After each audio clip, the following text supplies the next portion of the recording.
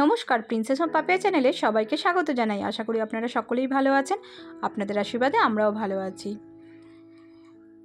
এই স্টুডিওতে এখন চলে এসেছি, কারণ প্রিন্সেসের নাচের স্কুলে রেকর্ডিং আছে। তারপরে আমি ও বাড়িতে চলে যাব। এই যে এই বাড়িতে চলে এসেছি। আজকে সোমবার রান্না পুজো, যে মা ছোটো মা রান্না করছে, তারপর বৌমণি রেডি হচ্ছে রান্না করার জন্য, আর আমি এখানে যতগুলো কুটনো আছে কেটে দিচ্ছি। প্রিন্সেসও কেটেছে, নারকোল বাবা ছাড়িয়ে দিয়েছে, প্রিন্সেস নারকোলগুলো কেটে দিয়ে গেছে, তারপর পড়তে চলে গেছে। এই দিনটার জন্য 1 বছর ধরে অপেক্ষা করে থাকি। এই বাড়িতে রান্না পুজোর দিন আসতে আমার খুবই ভালো লাগে, কারণ আমার 2 দিদির বাড়িতে রান্না পুজো আছে, কিন্তু আমার ওই বাড়িতে কোনো রান্না পুজো নেই। আর এই মানে ঠাকুরের এই নামে এই খাবার যখন রান্না করা হয় না, এর স্বাদই মানে অন্য রকম হয়। এবার রান্না হয়ে গেছে, আমাদের পুরোই নিরামিষ, কোনো মাছ হয় না এই বাড়িতে। সেই জন্য 1 বছর ধরে অপেক্ষা করে থাকি। আমার মেয়েও এখন মানে অপেক্ষা করে থাকে কখন ওই বাড়ি মানে এই বাড়িতে রান্না পুজো হবে, এসে খাবে। যেহেতু ওই বাড়িতে রান্না পুজো নেই, সেই জন্য মেয়েও খুব উপভোগ করে। তার উপর কলা পাতায় আর আজকের দিনে রান্না পুজোয় রান্নার সব কিছুর মানে স্বাদই অতুলনীয় হয়ে ওঠে। জেঠু খুব অসুস্থ হয়ে গেছিলো, আমরা ভাবতেই পারিনি জেঠু উঠে এসে আবার এরকমভাবে খেতে পারবে। যাকে খুব ভালোই লাগলো। আর এইগুলো পরের দিন পান্তা আছে, সেইখানে সব কিছু রাখা থাকবে। 2 দিনের রান্না করে রাখা থাকে। আজকের দিনের খেয়ে নিচ্ছি গরম গরম, আর কালকে আমরা পান্তা খাবো। কালকে আবার মঙ্গলবার, কালকে আবার বিশ্বকর্মা পুজো এই বাড়িতে।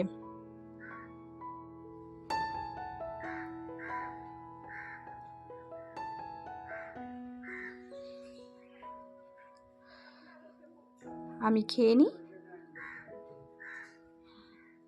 এই যে পরের দিনের জন্য সব রাখা আছে, সব ঢাকা দিয়ে ঝুড়ি দিয়ে ঢাকা দেওয়া আছে।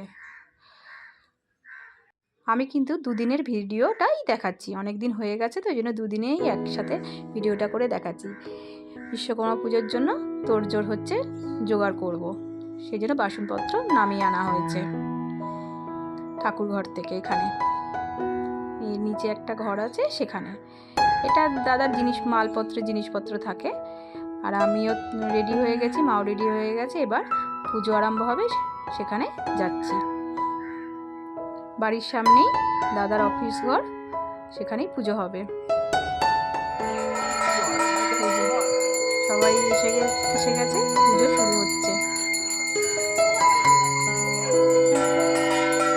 রসগোল্লা আর প্রিন্সেসকে ডাকছে।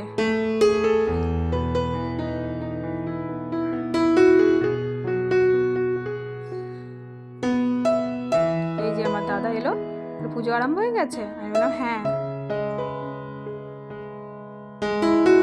অফিস ঘরের ওপরে একটা ঘর আছে, সেখানে দাদা কাজ করছিল, নেমে এলো আবার।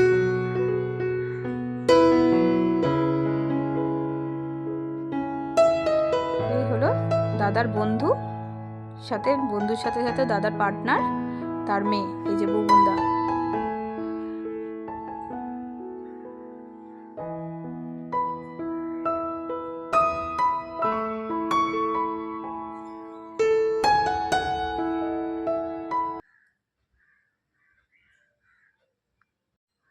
সামনে বসে আছে বুবুন্দার বউ, তোরা বৌদি, আর পেছনে এক মাসি বসে আছে।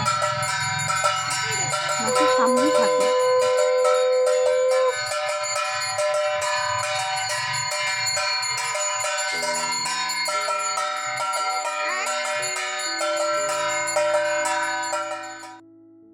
খাওয়া দাওয়া করে সন্ধেবেলা দাদা প্রোগ্রাম করলো যে ডিবাপিতে খেতে যাব।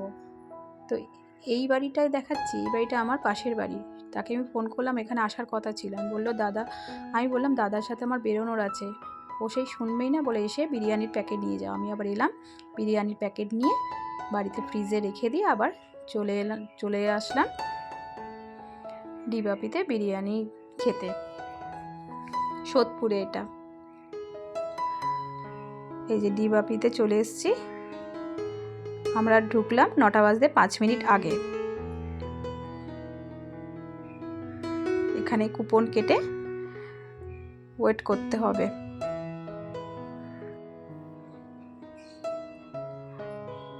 তখন বেশি ভিড় ছিল না, তো দাদা কুপন কেটে নিয়েছে। বৌমনি আমি বসে আছি, ওয়েট করেই যাচ্ছি।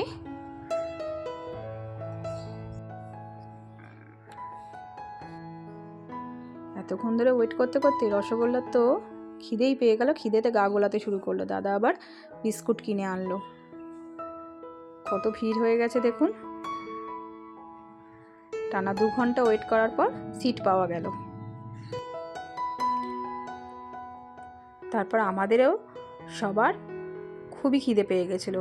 বাচ্চাদের তো বিস্কুট খাইয়ে একটু শান্ত করা গেছে, আমাদের আর তখন ধৈর্য মানে আর পারছি না তখন আর, খিদেতে এত খিদে পেয়ে গেছে সবার। দাদা অর্ডার দিয়েছে চিকেন তন্দুরি আর মটন বিরিয়ানি। অবশেষে এলো 2 ঘন্টা অপেক্ষা করার পর চিকেন তন্দুরি। খাবারগুলো খুবই ভালো ছিল। এই যে মটন বিরিয়ানি, খাবার খুব ভালো ছিল, কোনো মানে বলার কথা নয়, কিন্তু এতক্ষণ অপেক্ষা করার পর খাওয়া, বাবা, সেটাই আমার কাছে ধৈর্য কুলোয় না। যাকে আজকের মতো তাহলে ব্লগটা আমি এখানেই শেষ করছি। আমাদের খাওয়া দাওয়া হয়ে গেছে, আমরা এখন বাড়ি ফিরছি। ভালো লাগলে লাইক কমেন্ট করবেন। আজকের মতো তাহলে টাটা, নেক্সট ভিডিওর জন্য অপেক্ষা করুন।